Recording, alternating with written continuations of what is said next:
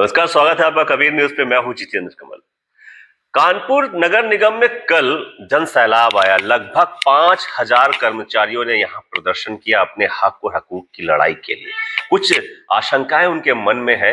एक टेंडर लाया जा रहा है, उस टेंडर के तहत शायद उनके मन में ये बात है कि अब वो बेरोजगार हो सकते हैं, नौकरी से निकाले जा सकते हैं या उनके जो हक है वो छीने जा सकते हैं।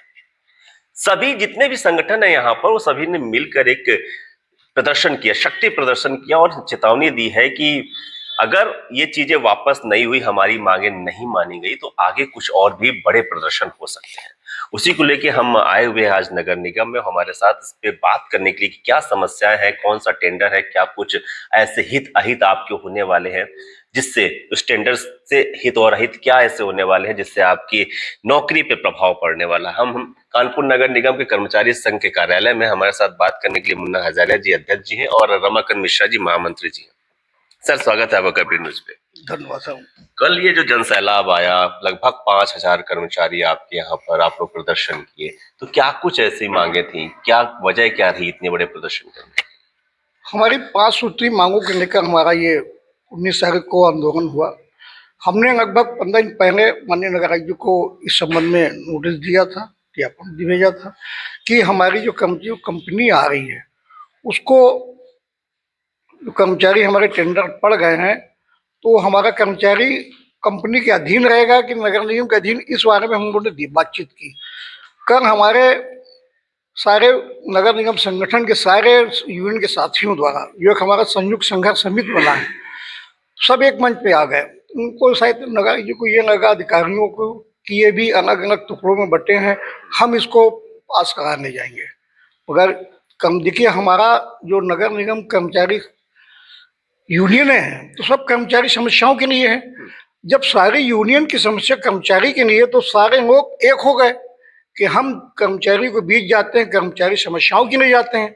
मगर ये तो सारी समस्याएं हमारी एक ही हैं, तो क्यों ना हम एक हो जाएं। तो इसके हमारे आदरणीय रमाकांत मिश्रा जी ने और इसके साथ साथ हमारे किशन सुदर्शन जी ने, हरिओम जी ने बैठक की और इनको सारे संगठनों के एक किया।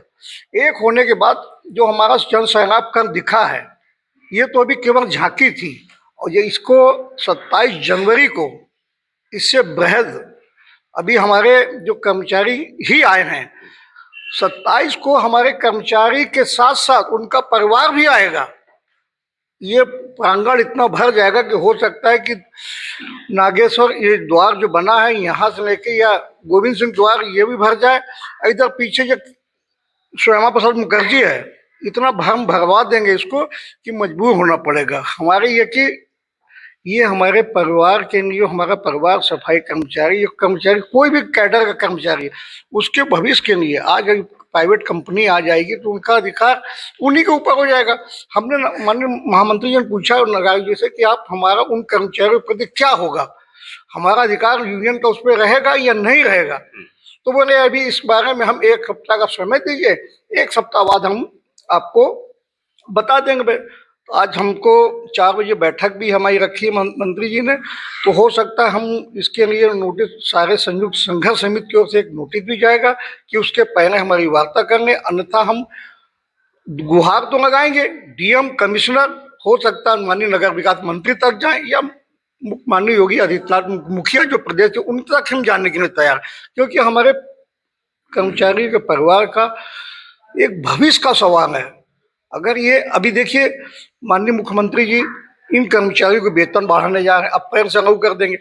जो हमारे कर्मचारी जो कंपनी आ रही उसमें ये उनका लाभ पाएंगे कि नहीं, अभी ये भी अंधकार में है। मतलब ये लड़ाई हो रही है कि संविदा में रहेंगे भी कि नहीं रहेंगे, कि प्राइवेट कर्मचारी बोले जाएंगे। भाई एक तरफ हमारी माननीय मुख्यमंत्री जी आउटसोर्सिंग कर्मचारी का एक बोर्ड था वो गठन कर दिया, फाइल सब हो गई, वित्तीय स्वीकृत भी हो गई, अप्रैल में होने जा रहा है। अब ये कर्मचारी को क्या करेंगे, इसमें भी संतुष्ट जवाब नहीं मिल पाया नगर जी से। तो इन्हीं मुद्दों पे हमारे मंत्री जी जाएंगे 27 को, उसके पहले अगर हमको बुला लेते हैं, नहीं तो हमारी ये लड़ाई बहुत ही आर पार की होगी। इसमें हो सकता है हमें जेल भी जाना पड़े, लाठी भी खाना पड़े, तो हम वो सब सहने के लिए तैयार, क्योंकि कर्मचारी के भविष्य का सवाल है और उस भविष्य की कर्मचारी का हक नहीं है तो हमारा अस्तित्व ही नहीं आएगा। कल जब मैं आया था तो ये भी लोग कह रहे थे कि शायद ये जो कर्मचारी हैं रिटेन किए जाएंगे या नहीं किए जाएंगे, क्योंकि अभी तो किसी और माध्यम से आ रहे हैं और फिर कंपनी उनको चयनित करेगी। तो क्या ये इस पे बात हुई है कि कर्मचारी यही रहेंगे या जब कंपनी आ जाएगी तो दूसरे कर्मचारी रखेगी? अब देखिए, ये तो कंपनी के ऊपर है। अभी जो उन्होंने कहा है कि इस कर्मचारी कोई नुकसान नहीं होगा, मगर हमें नुकसान होगा नहीं, लिखित में चाहिए ना। क्या अब हमें उससे बड़ा हम भविष्य खराब क्या होगा कि अगर अप्रैल में हमारी आउटसोर्सिंग जो गठित हुआ है, अगर वो लागू हो गई तो इन कर्मचारी का भविष्य कहाँ जाएगा? क्या बैंक से जोड़ेंगे या करंट से जोड़ेंगे? सवाल ये भी, उनको लाभ मिलेगा कि नहीं, ये भी सवाल हमारे इन कर्मचारी भविष्य के लिए। लगभग कितने कर्मचारी होंगे आप लोगों के नगर निगम में, संविदा की मिला के और आप सबको मिला के लगभग कितने? लगभग 7,000 कर्मचारी है। 7,000 आउटसोर्सिंग चैनी से सब मिला के टोटल 7,000 लगभग कर्मचारी है।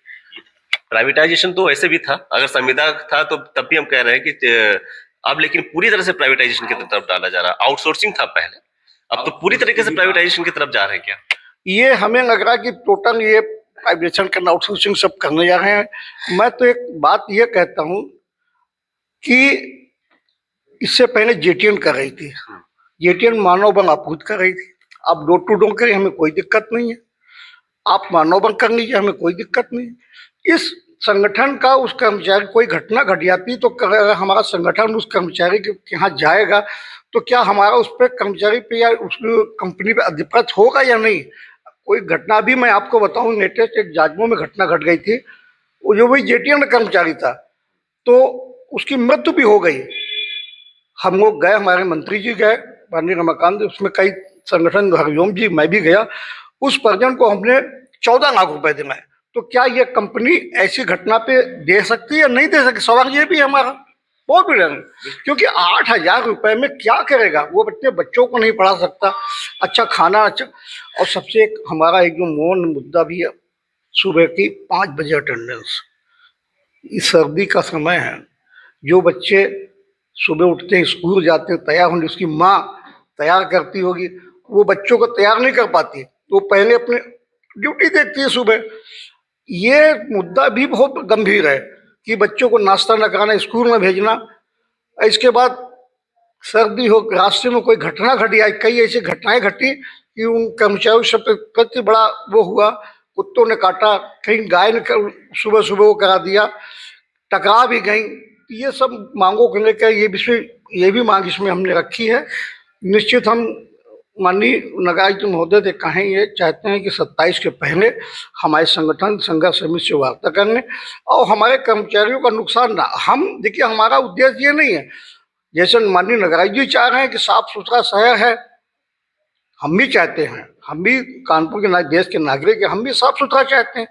मगर साफ सुथरा का मतलब ये नहीं है कि आप कर्मचारी के खिलाफ गलत करो। आप इंदौर की बात हो गई, आप इंदौर की तुलना कर रहे हैं। अभी हमारा कानपुर प्रदेश में देश में पहला नंबर है प्रदेश में। तो मैं चाहता हूँ कि जैसे आप इंदौर में आप कर्मचारी संसाधन है, तो आप यही कर दीजिए, तो हमें जेटीएन की बुलाने की जरूरत ही नहीं, कोई दूसरी कंपनी की जरूरत ही नहीं पड़ेगी। सारे उपकरण कर्मचारी बढ़ा 3 शिफ्ट में कर दीजिए।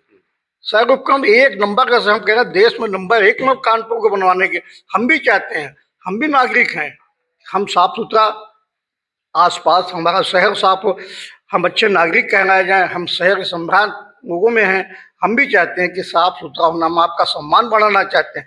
मगर सम्मान सर ऐसे नहीं है कि आप कर्मचारियों के गर्दन पे रेत कर उसका सम्मान, ये नहीं हो रहा। आप इंदौर से अच्छा हम कानपुर बनाएंगे, हम इसको आप 3 शिफ्ट में कर्मचारी कर दीजिए, बढ़ा दीजिए, 3 शिफ्ट खत्म कर दीजिए, परमानेंट कर दीजिए।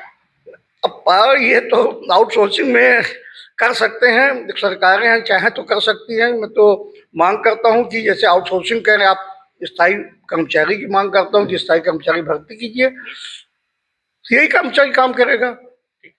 दूसरा एक ये भी है ना कि क्या इस प्रक्रिया की क्या कोई सदन में पास हुआ है या सरकार की तरफ से कोई मांगी गई है कि नहीं? हाँ, वहां सरकारों से कोई मांगा गया कि ठीक है हम ये करने जा रहे हैं, कोई अनुमति ली गई है कि नहीं ली गई? देखिए, ये जो इनकी टेंडर प्रक्रिया होती है, तो सबका क्राइटेरिया होता है। 10 लाख से नीचे नगरायुक्त, 10 से ऊपर माननीय महापौर, इससे ऊपर एक कमेटी आती है उसमें, फिर उससे ऊपर शासन को जाता है। इसकी स्वीकृत नी है शासन से, नहीं ली, अभी ये भी अभी कहीं क्लियर नहीं है।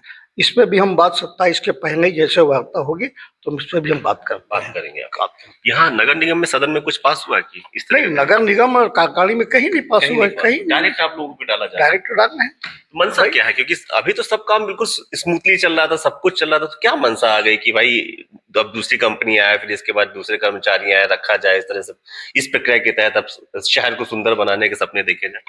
भाई अभी जो बात उन्होंने कहा कि जेटीएन का कार्यकाल खत्म हो रहा है और उससे ज्यादा हमें अभी जेटीएन के सारा खुद अब कह रहा है कि हम 2 कंपनियां थी, अब कह रहा हम एक कंपनी को सारा सब कुछ दे देंगे। हमें इसका नहीं, आप जेटीएन को दे दीजिए, हम जैसे मानव बल आपूर्ति करते थे वो करिए, बाकी सारा काम अपने हाथ में रखिए।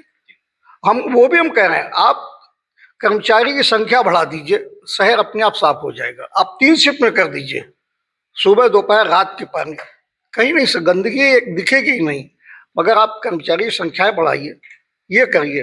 आप संख्या बढ़ा रहे हो उसके बाद प्राइवेट करके सबको अधिकारों से वंचित करना, ये तो बड़ी विडम्बना है हमारे इस लोकतंत्र देश के लिए। आपको लग रहा है कि आप लोगों ने कल जो जनसैलाब दिखाया, इसके बाद आपकी बातें 27 तक मान ली जाएंगी? आप इस जिस तरह के माहौल है उस तरह से लगता है कि आपको माना जाए? निश्चित तौर पर देखिए, हम लड़ाई हमारी जो संघर्ष समिति बनी है, हम बाकायदा लिखा पढ़ी के साथ पहले हमने पत्र दिया, समय दिया, वार्ता की। इसके बाद अगर नहीं होता तो हमारा एक और है, हम वहाँ तक भी जाएंगे, टीएम के यहाँ, कमिश्नर के यहाँ, माननीय नगर विकास मंत्री जी के यहाँ, बाबा मुख्यमंत्री के यहाँ भी हम जा सकते हैं। इसको कर्मचारी हित के लिए हम कहीं भी सब वो कर सकते हैं। कल मैं कुछ हड़ताल की भी बात सुन रहा था, कुछ लोग आप लोगों की तरफ से नहीं, कुछ आपके कर्मचारी कह रहे थे ऐसा नहीं हुआ तो मैं हड़तालें कर देंगे, हम साथ कोई भी कार्य नहीं करेंगे, बहिष्कार कर देंगे, बैठ जाएंगे नगर निगम, ऐसी कुछ बातें हैं क्या?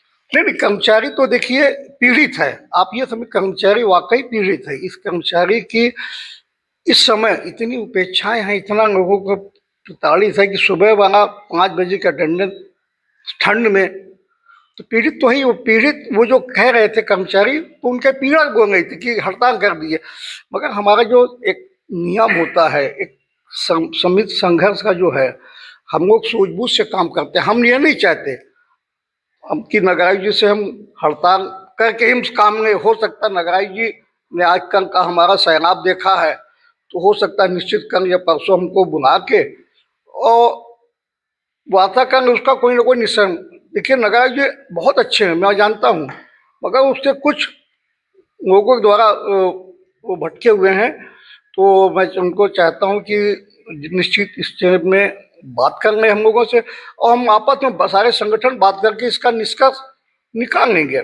ना कहीं हम भी नहीं चाहते कि हड़ताल हो, इसके पहले भी हम लोग नहीं चाहते हड़ताल, कोई अंतिम वो नहीं है। इसके पहले एक वार्ता होती है, वार्ता में सारा समाधान निकालना था, हड़ताल की जरूरत ही नहीं। ना हम हड़ताल के पक्षधर हैं, अगर कर्मचारी के साथ ज्यादा ही हुआ तो हम फिर हड़ताल तो क्या, हम यहाँ तक कि हम वो सिपाही अपने स्वर्गीय नागेश्वर कामरेड जी की, जिन्होंने कर्मचारी के लिए 2 टाइम की हाजिरी के लिए, काम के लिए उन्होंने सर पे लाठियाँ तक खाई, जेल तक गए, तो हम लोग उनके सिपाही हैं। अगर हमको जेल भी जाना पड़े, लाठियाँ भी खानी पड़े, तो वो भी हमें कोई दिक्कत नहीं, हम तैयार हैं, उनके अनुयायी, हम उनको आदर्श हैं उस जमाने के, हम उनके सच्चे सिपाही। हमारे साथ रमाकांत जी बैठे, उन्होंने साथ उनके काम किया, हम लोगों ने इनसे सीखा है, हम उनके सिपाही, हम कर्मचारी हित के लिए हमेशा तैयार हैं, और ना ही अपने मुखिया के अगेंस्ट जाएंगे, ना ही कर्मचारी को किसी तरह का नुकसान होने देंगे, नुकसान भी होने देंगे। तो आप लोगों ने मिला के, सभी संगठनों ने मिलकर एक संघर्ष समिति बनाई है और संघर्ष समिति ने कल प्रदर्शन किया है। 27 तारीख को अगला प्रदर्शन प्रस्तावित है। अगर मांगे नहीं मानी जाती हैं तो आपने कहा है कि केवल यही एक विकल्प नहीं है, अगर हमें हड़ताल करनी पड़े तो यही एक विकल्प नहीं है, इसके आगे के भी विकल्प हमारे लिए पूरे खुले हैं। लेकिन कर्मचारियों के हितों की लड़ाई लगातार लड़ी जाएगी और जीती ही जाएगी। सर शुक्रिया हमसे बात करने के लिए।